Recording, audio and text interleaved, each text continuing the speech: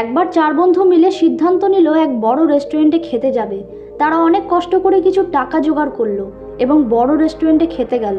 তারা সেখানে গিয়ে অনেক মজা করলো, খাওয়া দাওয়া করলো। এরপর বিল নেওয়ার জন্য ওয়েটার যখন তাদের কাছে এলো, তখন তারা নিজেদের মধ্যে একটি মজার আলোচনা করতে লাগলো। তাদের মধ্যে একজন বলল, এক কাজ করা যাক, এরপর আমরা এই চারজন 20 বছর পর একসাথে হব। এর আগে আমরা কেউ কারোর সাথে দেখা করব না। তখন বাকি সবাই বলতে লাগলো, ঠিক আছে, তাই হবে। 20 বছর পর জানুয়ারির প্রথম 1 তারিখে আমরা এই চারজন এই রেস্টুরেন্টেই একসাথে আসব, আর যে সবার পরে আসবে সে তখন বিল পে করবে। সবাই রাজি হয়ে গেল। ওই রেস্টুরেন্টের যে ওয়েটার ছিল সে বলল, বাহ, দারুণ মজাদার ব্যাপার তো এটা। 20 বছর পর যদি আমি এখানে থাকি তাহলে আপনাদের এই মজাদার পার্টি আমি দেখতে পারবো। তখন তারা বলল ঠিক আছে, এবং রেস্টুরেন্টের বিল পে করে তারা যে যার বাড়ি চলে গেল। এরপর দেখতে দেখতে 20টা বছর পেরিয়ে গেল এবং এই 20 বছরে সব কিছু বদলে গিয়েছিল। রাস্তাঘাট, ঘর বাড়ি আর ওই রেস্টুরেন্ট আরও বড় রেস্টুরেন্ট হয়ে গিয়েছিল। সেখানকার মালিক, ওয়েটার সব পাল্টে গিয়েছিল এবং 20 বছর আগে যেই ওয়েটারটি ওই চার বন্ধুর পার্টি দেখতে চেয়েছিল সেই ওয়েটার ওই রেস্টুরেন্টের মালিক হয়ে গিয়েছিল। আর ওই চার বন্ধুরও জীবন বদলে গিয়েছিল। কেউ সরকারি জব করত, কেউ পড়াশুনোর জন্য বাইরে সেটেল হয়ে গিয়েছিল, কেউ বা বিজনেস করত। যে যার জীবন নিয়ে ব্যস্ত ছিল। তাই 20 বছর কিভাবে কেটে গেল কেউই বুঝতে পারল না। কিন্তু চারজনেরই মনে ছিল 20 বছর পর জানুয়ারির 1 তারিখে তারা ওই রেস্টুরেন্টে একসাথে হবে। এরপর জানুয়ারির 1 তারিখ তারা এক এক করে ওই রেস্টুরেন্টে আসতে লাগলো এবং সেই ওয়েটার যে এখন ওখানকার মালিক সে ওই বন্ধুদের চিনতে পেরে গিয়েছিল এবং সে ওদের কাছে গিয়ে বলল, স্যার, আপনারা ভেতরে আসুন। আমাকে কি আপনারা চিনতে পারছেন?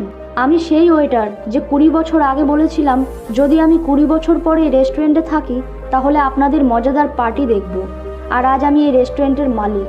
তখন তারা ওই ওয়েটারের প্রশংসা করতে লাগলো এবং নিজেদের মধ্যে কথাবার্তা বলতে লাগলো, কে কতটা লাইফে স্ট্রাগল করেছে এবং এখন কে কি করছে। তারা 3 জন বন্ধু সেখানে উপস্থিত ছিল এবং তারা আরও একজনের জন্য অপেক্ষা করছিল। কিন্তু সময় পেরিয়ে যেতে লাগলো, তবুও চতুর্থ বন্ধুটি সেখানে এসে উপস্থিত হলো না। তারা নিজেদের মধ্যে আলোচনা করতে লাগলো যে এখনও কেন সে এসে পৌঁছালো না। ঠিক তখনই ওই রেস্টুরেন্টের মালিকটি তাদের কাছে এসে বলল, আপনাদের বন্ধুর ফোন এসেছিল, সে বলল তার আসতে একটু দেরি হবে, আপনারা খাওয়া দাওয়া শুরু করে দিন। তখন তারা বলাবলি করতে লাগলো যে দেরি করে আসবে সে বিল পে করবে। এটা জানার পরেও ও এত দেরি করছে কেন? ওই 3 জন বন্ধু অপেক্ষা করতে করতে যখন দেখলো অনেক সময় পেরিয়ে যাচ্ছে, তখন তারা খাবার অর্ডার করে খাওয়া শুরু করলো। খাওয়া দাওয়া শেষ হয়ে যাবার পর তারা ভাবলো তাদের বন্ধু হয়তো আসবে না, তাই তারা বিল পে করার জন্য ওয়েটারকে ডাকলো। কিন্তু রেস্টুরেন্টের মালিক দৌড়ে এসে তাদের বলল, বিল পে করার দরকার নেই, আপনাদের বিল অনলাইনে পে হয়ে গেছে, আপনাদের বন্ধু পে করে দিয়েছে। তখন ওই বাকি 3 বন্ধু যারা ওখানে উপস্থিত ছিল তারা অবাক হয়ে গেল এবং বলতে লাগলো, ও আসলো না অথচ বিল পে করে দিল, কি ব্যাপার? তখন তারা ভাবতে ভাবতে সেখান থেকে বেরিয়ে গেল এবং তারা দেখলো রেস্টুরেন্টের বাইরে একটি ছেলে দৌড়ে এসে তাদের প্রণাম করে বলল, বাবারা যেখানে আসার কথা ছিল কিন্তু সে আসতে পারবে না বলে আমাকে পাঠিয়েছে। আসলে আমার বাবা 2 বছর আগেই মারা গেছে।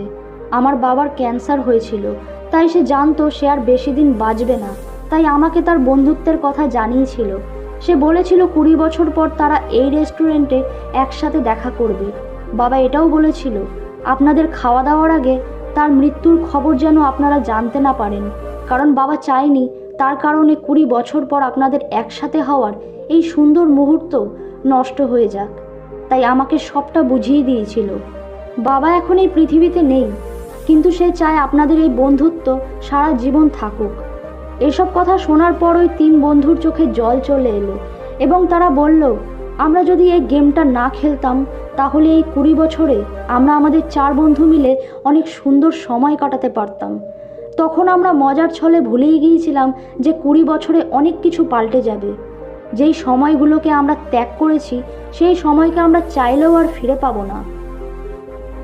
বন্ধুরা, এই গল্পটি ওই 4 বন্ধুকে নিয়ে নয়, এই গল্পটি বাস্তবে আমাদের সবার জীবনের সাথে জড়িয়ে আছে। আমরাও অনেক সময় ভাবি আমাদের কাছের মানুষদের সাথে ঠিকই একদিন না একদিন দেখা হবে, কিন্তু আমাদের এই ব্যস্ত জীবনে শুধু ভাবাই হয়, দেখা আর করা হয়ে ওঠে না। তাই হাজারো ব্যস্ততার মাঝে একটু সময় বের করে নেওয়া উচিত আমাদের কাছের মানুষদের জন্য। যারা আমাদের জীবনে অনেক বেশি গুরুত্বপূর্ণ। কখনো এটা ভাবা উচিত নয় একদিন না একদিন ঠিকই দেখা হবে, কারণ এটা ভাবতে ভাবতে না জানি কে কখন কবে আমাদের জীবন থেকে হারিয়ে যাবে, তখন আফসোস করা ছাড়া আর কোনো উপায় থাকবে না।